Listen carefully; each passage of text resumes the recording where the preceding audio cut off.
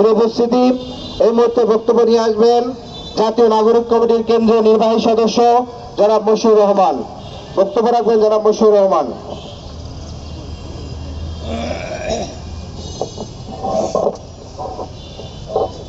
সংগ্রামী সাথী বন্ধুগণ, বিপ্লবে বিদ্রোহে কাটুক অমানিসা। আজকে জাতীয় শহীদ মিনারে যারা এসেছেন, আপনাদের সকলকে জাতীয় নাগরিক কমিটির পক্ষ থেকে বিপ্লবী সালাম এবং শুভেচ্ছা জানাচ্ছি।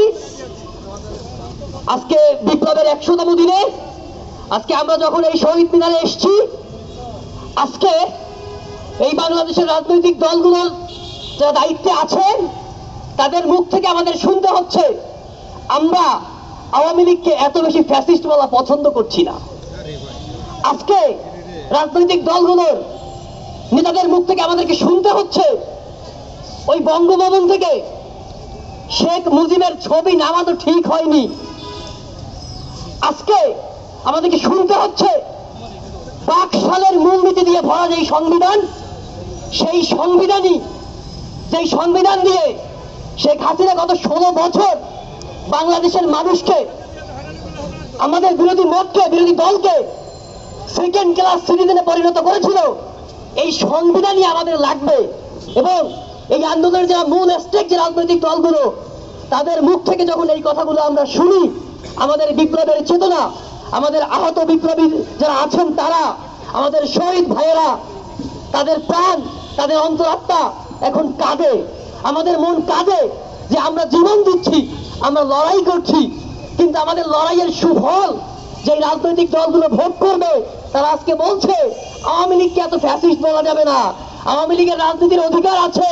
এবং আওয়ামী লীগ বলছে, আমরা আওয়ামী লীগের নেত্রী বলছে, খুনি হাসিনা বলছে আমি বাংলাদেশের খুব কাছে আছি, চট করে ঢুকে পড়বো, তুমি চট করে আসো, আমরা খপ করে ধরে তোমাকে জেলের মধ্যে ভরে দিব।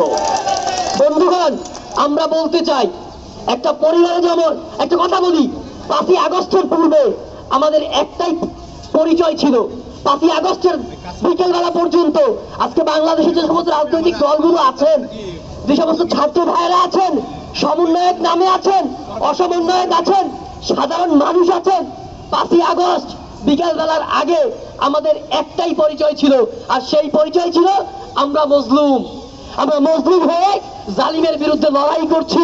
আপনারা জানেন ডিভাইড অ্যান্ড রুল, সেই ডিভাইড অ্যান্ড রুল পলিসির মধ্য দিয়ে আজকে আমাদের রাজনৈতিক দলগুলোকে বিভক্ত করে ফেলা হচ্ছে, আমাদের ছাত্র সমাজকে রাজনৈতিক দলগুলো থেকে বিভক্ত করে ফেলা হচ্ছে, একে অন্যের প্রতিপক্ষ বানানো হচ্ছে। যদি ডিভাইড করা যায় তাহলে শাসন করা যাবে এবং সেই টোপ আমরা আজকে গিলছি। আজকে বলতে চাই, আজকে দেখুন বিজয়ের 3 মাস আজকে আমরা পার করেছি। আমাদের যে 3 আগস্ট আমাদের এই শহীদ মিনার থেকে যে ঘোষণা ছিল ফ্যাসিস্ট হাসিনার পতন এবং ফ্যাসিবাদী ব্যবস্থার বিলোপ, সেই ফ্যাসিবাদী ব্যবস্থার বিলোপ এখন পর্যন্ত আমরা করতে পারিনি। এখন পর্যন্ত আমরা শেখ হাসিনার পাদরে সালাম করতে যাওয়া সেই রাষ্ট্রপতি চুপ্পুকে আমরা পদত্যাগ করাতে পারিনি। এখন পর্যন্ত আমরা সেই হাসিনাকে যেই সংবিধান তৈরি করেছে সেই ফ্যাসিস্ট সংবিধানে আমরা পরিবর্তন করতে পারিনি। আমরা এখন পর্যন্ত পুরো জাতি একটি বডি হয়ে, এখন পুরো জাতি একটা মানুষের মধ্যে একটা দেহ হয়ে কথা বলতে পারছি না। পুরো জাতি আজকে বিভক্ত, এটা আমাদের জন্য দুঃখ। আজকে দেখুন আমরা এমন একটা জাতি, এই স্বাধীনতার 53 বছরেও আমাদের স্বাধীনতা, আমাদের সংগ্রাম, আমরা কিভাবে চলবো, আমাদের ভোটের পলিসি কি হবে, আমাদের জনগণের অধিকার কি হবে, সেটা ঠিক করে দেয় ওয়েস্টার্ন ওয়ার্ল্ড, সেটা ঠিক করে দেয় পার্শ্ববর্তী রাষ্ট্র ভারত। এটা দুঃখজনক। আমরা স্লোগান দিচ্ছি দিল্লি না ঢাকা, ঢাকা ঢাকা। স্বাধীনতার এই 53 বছরে গত 2 বছর যাবৎ এই ছাত্র সমাজই এই স্লোগানটা দিচ্ছে দিল্লি না ঢাকা, কিন্তু কোন রাজনৈতিক দল এখন পর্যন্ত সৎ সাহস নিয়ে দিল্লির বিরুদ্ধে একটা বারের জন্য এই স্লোগান তারা তুলতে পারেনি। তারা বিশ্বাস করে, আমাদের তথাকথিত রাজনৈতিক দলগুলো বিশ্বাস করে, যদি ক্ষমতায় আসতে চাই আমাকে ভারতের পা চাটতে হবে।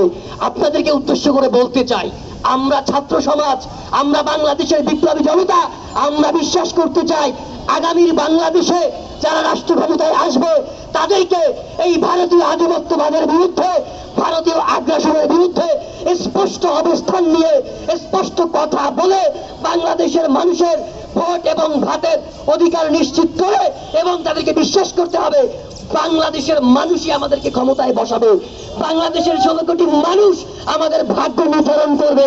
ওই আমেরিকা, ওই ইউরোপ কিংবা ইন্ডিয়া আমাদের ভাগ্য নির্ধারণ করবে না, আমাদের ক্ষমতার মস্তক ঠিক করবে না। এই ধরনের পলিসি যদি আপনারা নিতে পারেন, তখনই এই রাজনৈতিক দলগুলো আগামীর বাংলাদেশের রাষ্ট্র ক্ষমতায় আসতে পারবে। বন্ধুগণ, আজকে যদি 1971 সালের পরে যদি একটা সঠিক পলিটিক্যাল সেটেলমেন্ট, রাজনৈতিক সেটেলমেন্ট, ভাই আমরা মুক্তিযুদ্ধ করেছি 3টা মূলনীতির ভিত্তিতে: সাম্য, সামাজিক সুবিচার, মানবিক মর্যাদা। কিন্তু স্বাধীনতার পরে আপনারা দেখবেন সেই সাম্য, সামাজিক সুবিচার, মানবিক মর্যাদা সংবিধানের কোথাও নাই।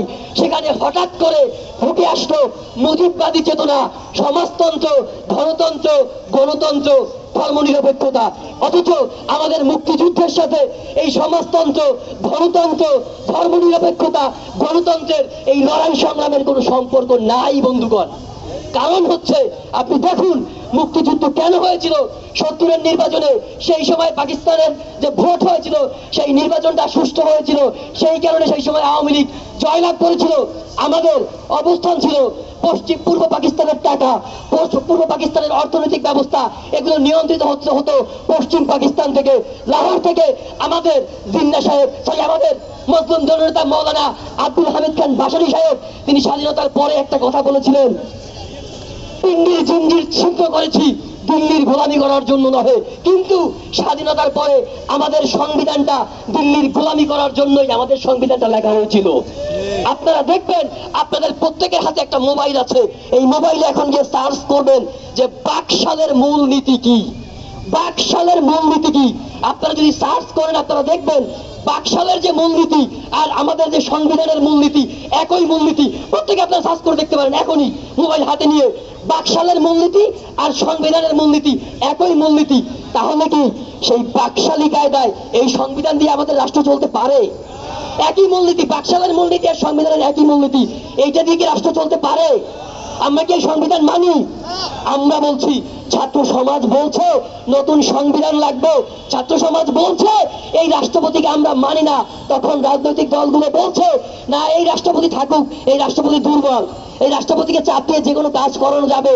অর্থাৎ আগামীর আমাদের রাজনৈতিক যে দলগুলো আছে তাদের জনগণকে নিয়ে ভাবনা নাই, আগামীর বাংলাদেশকে নিয়ে ভাবনা নাই। তাদের একটাই চিন্তা, কেমন করে আগামী নির্বাচনে ক্ষমতায় যাওয়া যাবে, কেমন করে লুটপাট করা যাবে, কেমন করে বাংলাদেশের মানুষকে শোষণ করা যাবে। সুতরাং আমরা সুস্পষ্ট ভাবে বলতে চাই, আমরা 2000 মানুষ জীবন দিয়েছে, 30,000 মানুষ আপনার আহত হয়েছে, বুলেটের সামনে লড়াই করেছে, বুলেটের সামনে গুলি খেয়েছে। শুধুমাত্র ক্ষমতা চেঞ্জ করে, রিজিম চেঞ্জ করে অন্যকে ক্ষমতায় বসানোর জন্য নয়। আমরা স্পষ্ট করে বলতে চাই, আমরা এমন একটা বাংলাদেশ বিনির্মাণ করতে চাই যেই বাংলাদেশে, আগামীর বাংলাদেশে সত্যিকারের জনগণের সরকার প্রতিষ্ঠিত হবে, জবাবদিহিতাপূর্ণ সরকার থাকবে।